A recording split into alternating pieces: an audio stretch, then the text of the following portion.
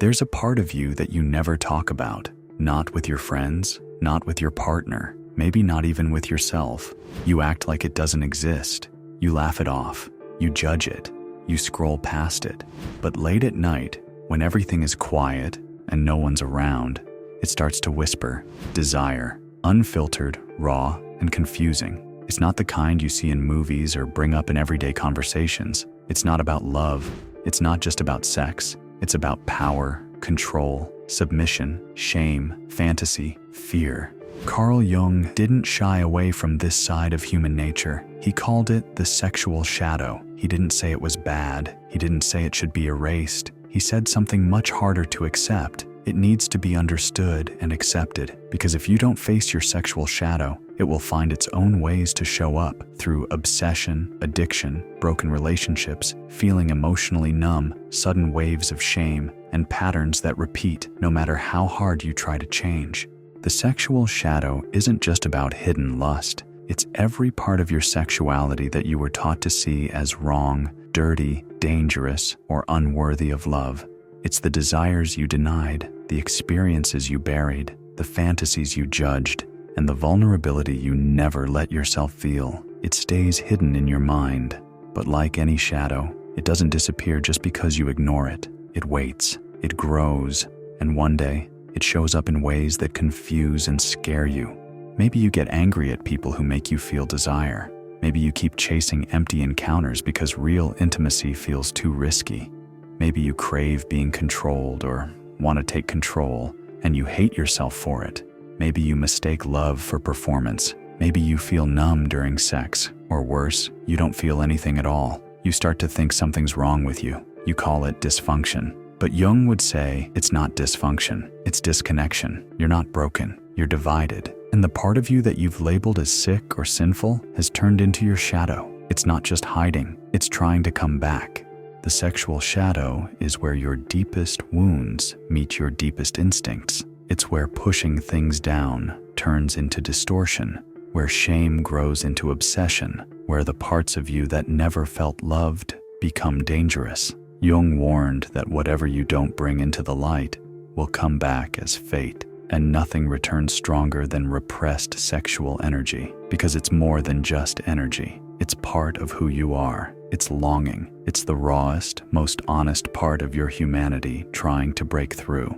Yet, hardly anyone talks about it. Not in therapy, not in spiritual spaces, not even in their own private thoughts. They keep it hidden because it doesn't fit the image they want to show. The good man, the pure woman, the enlightened person, the emotionally healed, the morally perfect version of themselves. But behind that mask, the shadow still burns. And the harder you try to push it down, the stronger it gets. You can see it in your fantasies, the ones you didn't choose but can't forget, in dreams that shake you awake, in relationships where you play roles you don't fully understand, in the sudden guilt that shows up when you try to feel good, in the quiet fear that comes when someone gets too close. Because the sexual shadow isn't always loud. Sometimes it's just silence, a silence so deep it feels like disconnection, a distance so normal you don't even notice. You call it low libido, you call it stress, you call it maturity, but really, it's grief. Grief for the parts of you that were never allowed to exist, desires that never found words, attractions that never had a place, power that was always labeled as too much. Jung didn't say the shadow should be obeyed. He said it should be understood, acknowledged, welcomed, and listened to. Because once you start that conversation, everything changes. You stop being afraid of yourself. You stop apologizing for being human, and you begin the hard but beautiful journey of becoming whole. This isn't about acting on every impulse. It's about understanding where that impulse comes from, what it's trying to tell you, what part of you it's trying to wake up, because beneath the sexual shadow lies something sacred, your need for wholeness, not just physical wholeness, but emotional, spiritual, and soul-level integration. Your sexual shadow is not proof that you're broken, it's proof that you're divided. And healing means bringing back the pieces of yourself that got buried. Carl Jung said, "One does not become enlightened by imagining figures of light, but by making the darkness conscious." That's where it starts, not with fantasy, not with denial, but with one honest question. What part of your desire have you buried, and what has it cost you to keep it hidden? That question is the first crack in the shell. The truth is, your sexual shadow isn't your enemy. It's the part of you that wants to come home. There's a reason you were taught to hide it, not just by your parents, not just by religion, not just by society, but by your own mind. Jung believed that the mind doesn't grow as one whole piece. It splits, it fragments, it builds walls to survive. When you're young, anything that feels unsafe, unaccepted, or socially dangerous gets pushed into the shadows. This isn't a flaw, it's a defense. The ego protects what it thinks you need to get by in the world and hides everything else. That hidden part becomes the shadow. And with sexuality, this split happens early and with force, because desire isn't just about sex. It's about instinct, expression, vulnerability, control. It's often the first time a child feels something powerful that has no name. And if that feeling is met with shame, punishment, or silence, it gets shut away. The child learns, this part of me is not safe. This part of me is bad. This part of me must stay hidden. But hidden doesn't mean gone. It means distorted. It means mutated. It waits underground, changing form, waiting for its moment to surface. Jung warned that whatever you push into the unconscious doesn't just disappear. It comes back, but not the way you left it. It shows up as fear, as obsession, as judgment. Because the unconscious doesn't follow logic. It speaks in symbols. It speaks through attraction, discomfort, fantasy, and aversion. It projects your hidden desires onto others. You become fixated on people who represent the very parts of yourself you've rejected. You judge them. You want them. You resent them. You try to change them. But what you're really trying to do is reclaim the parts of yourself you lost.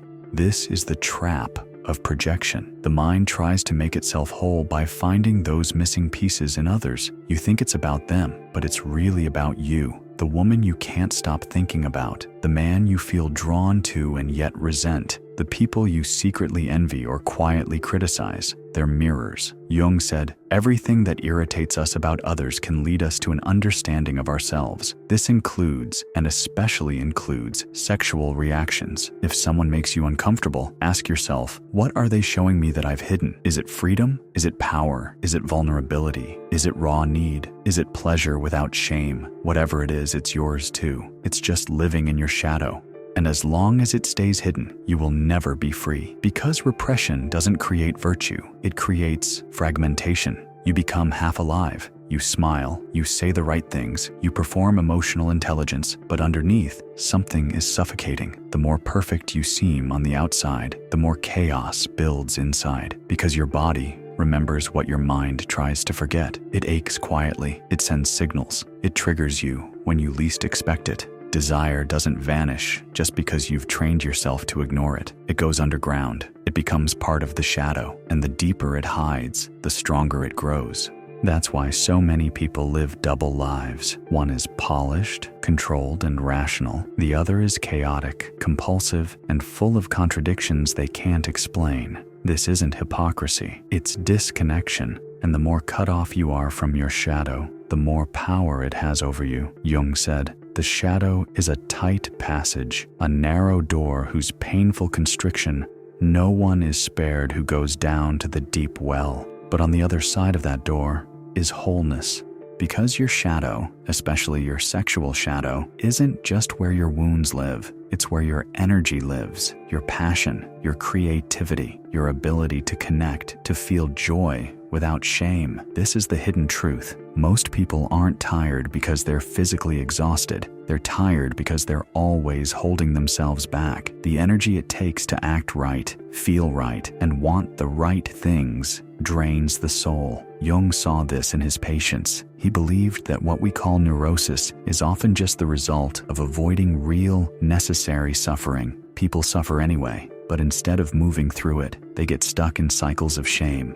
So what's the way out? Not indulgence, not control, not sterilizing your desires, but awareness. Sitting with the parts of yourself that make you uncomfortable and asking, where did I learn to fear this part of me? Who told me it was wrong? And what would happen if I just allowed myself to feel it? Not act on it, not suppress it, just feel it. That's where integration begins, not by judging the shadow and not by worshiping it, but by understanding it, creating a relationship with it. Because if you don't, your sexual energy remains fragmented. It leaks out in ways you can't control. It creates confusion, guilt, sabotage, and silence. But when you start to name it, understand it, and bring it into the light, it transforms. It turns into power, not domination, but genuine strength, not performance, but presence, not emptiness, but embodiment. You stop chasing things to feel complete. You stop suppressing things to feel safe. You stand in your full self, raw, honest, integrated. Jung said, wholeness is not perfection. Wholeness is the union of opposites, and nowhere is that union more important than in how you understand your own desire. You are not wrong for wanting. You are not broken for feeling. But you are at risk if you keep dividing yourself between who you are and who you think you should be. The shadow won't stay silent forever. If you don't open the door, it will break through the wall. Let it speak now while it can still be gentle, before it comes back louder, before it returns as fate. You think you're in control. You think you're choosing who you're attracted to, who you love, who you push away, who you chase. But underneath every choice is a blueprint you didn't design, a map built from silence, shame, childhood, culture, trauma, and absence. This is what Jung warned us about. He said, what we fail to make conscious becomes fate. And nowhere is that warning louder than in your sexuality. You can build a beautiful life on the outside. You can have a career, a partner, a routine, and a smile. But if your sexual shadow is still buried, your life will slowly feel foreign to you. You'll wake up next to someone you don't feel. You'll touch without presence. You'll stay in relationships that numb you and destroy the ones that make you feel too much.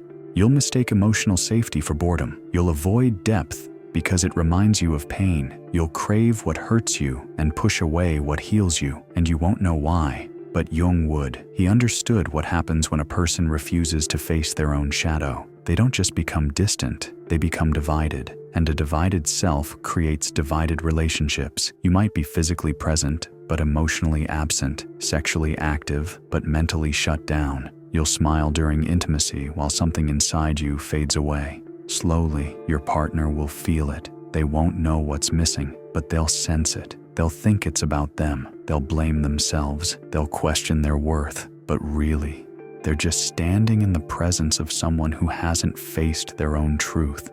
This is how the sexual shadow destroys relationships, not with violence, but with emptiness. You can't give what you haven't reclaimed. You can't connect if you're split in two. You can't truly touch another person if you're still afraid to touch your own soul. And the scariest part? People adapt to this.